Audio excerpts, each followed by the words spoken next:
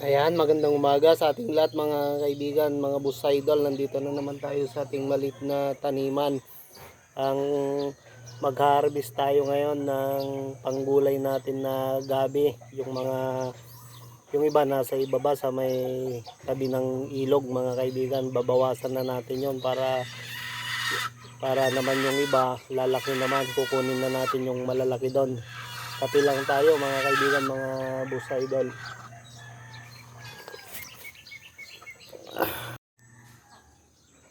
Ayan, sariwa na yung mga tanim-tanim natin dito sa likod bahay, mga kaibigan, mga boss idol. Kasi nga, nami-maintain na natin yung pagdidilig. Ayan, lalaki na ng daon ng mga ampalaya natin at ang ganda na. Ayan, pwede na tayong kumuha ng daon dyan pag sa susunod na mga araw. At saka yung mga iba pa natin dyan, katulad nitong kalabasa natin, oh.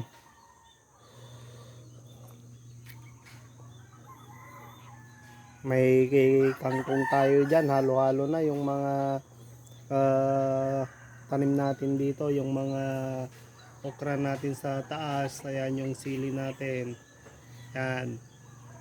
Hintayin na naman natin na mamunga naman ang mayan. Sarap kahit na konting tanim-tanim lang.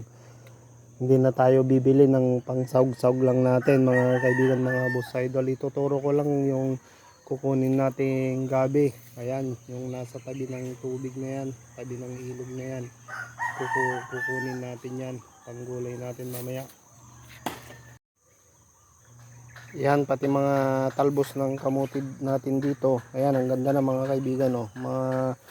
Marami na namang talbos tong tanim nating kamuti dito. Pwede na naman tayong mag-harvest.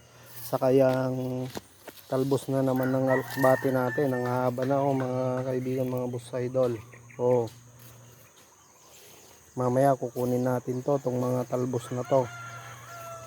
Dadagdag natin mamaya sa pangulam natin. Kung hindi man mamaya, mamayang hapon. Ayan, may dalawang puno na tayong malalaki dito. Ito sa katong mga kangkong, oh. Ang ganda ng mga ano nila. Yan, ito yung mga tinanim nating kangkong dito. Kunin lang natin dito siguro yung tatlo. Ayan.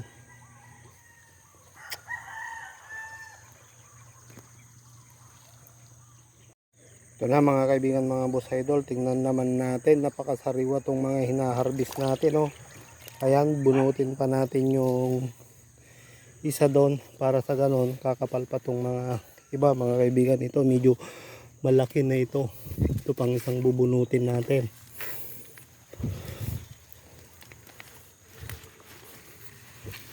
1, 2, 3. Yan eh. Tapos yung maliliit ibalik din natin. Sunod naman nating i-harvest ay itong mga alubati naman, itong mga talbos niya mga kaibigan. Saka na lang yung down na yung talbos ng kamote. Itong alubati munang i-harvest natin ngayon. Yan, ilaga lang ito, sausaw sa bugong na may kalamansi ay solved na mga kaibigan, mga boss idol, oh. Ayan, may talbos tayo dyan ng kangkong, talbos ng alubati at saka gabi. O di ba mga kaibigan, napakasaya sa napakaliit na taniman ay nakakakuha tayo ng biyaya basta may sipag-sipag lang tayo mga kaibigan, mga boss idol. Ngayong tapos na tayong mag-harvest mga kaibigan, mga boss idol, ipakita ko na ito yung talbos ng kangkong. Ayan. At ito naman yung talbos ng alubati natin. Ayan. At saka yung na-harvest nating gabi. Oh, di ba mga kaibigan, napakasaya. Kaya lamang talaga ang may tanim-tanim sa likod bahay. Kaya thank you for watching mga kaibigan, mga boss idol. Ayan. Prepare na tayo sa pagluluto ng masarap na ulam na gulay.